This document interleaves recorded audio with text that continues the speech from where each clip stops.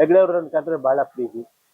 ಅವರು ಯಾಕೆಂದರೆ ಅವರು ಗೋಲ್ಮಾಲ್ ರಾಧಾಕೃಷ್ಣ ನೋಡಿದ್ದಾರೆ. ಅವರು ಅಪಾರ್ಥ ಮಾಡ್ಕೊಂಡು ಅಂತ ಅವರು ಆ ಹೆಗ್ಡೆ ಅವರು ಆ ಚಿತ್ರ ಎಷ್ಟು ನೆನಪಿಟ್ಟಿದ್ರು ಅಂದರೆ, ಫಸ್ಟ್ ಟೈಮ್ ಅವ್ರನ್ನ ನೋಡೋಕೆ ಹೋದಾಗ ಸರ್ ನೋಡೋಕೆ ಹೋದಾಗ ನನ್ನ ಮಕ ನೋಡಿದ್ರೆ ಏನು ಮಾತಲ್ಲ. ನಾನು ಯಾಕೆಂದರೆ ಏನು ಸಾರ್ ಅಂತಂದೆ.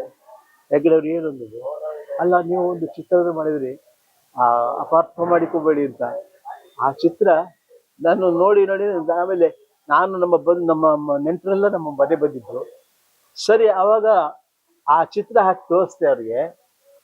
ನಿಮ್ಮ ಹಾಸ್ಯ ಇತ್ತಲ್ಲ ಅದು ಬಹಳ ಚೆನ್ನಾಗಿತ್ತದು ಅಂತಂದಿದ್ರು. ಬಹಳ ಎಂಜಾಯ್ ಮಾಡಿದ್ರು ಅವರು. ಅದು ಆ ಪರಿಚಯ ಆಯಿತು ನನಗೆ. ಮತ್ತು ಯಾವಾಗ ಹೋದ್ರು ಸಹಿತ ಅಲ್ಲಿ ಧರ್ಮಸ್ಥಳ ಕ್ಷೇತ್ರಕ್ಕೆ ಹೋದರೆ ಹೆಗ್ಡೆ ಅವರು ನನ್ನ ಪರಿಚಯ ಮಾತಾಡಿಸ್ಕೊಂಡು ಚೆನ್ನಾಗಿ ನೋಡಿಕೊಂಡು ದೇವ್ರ ದರ್ಶನ ಮಾಡಿ ಊಟ ಗೀಟ ಮಾಡಿ ಕಳಿಸ್ಕೊಡ್ತಿದ್ರು. ಹಾಗೆ ಈ ಶ್ರುತಿ ಸೇರಿದಾಗ ಚಿತ್ರದಲ್ಲಿ ಸಹಿತ 2-3 ದಿವಸ ನಮಗೆ ಇರೋ ಒಂದು ಸೌಭಾಗ್ಯ ನಮಗೆ ಹೊರತು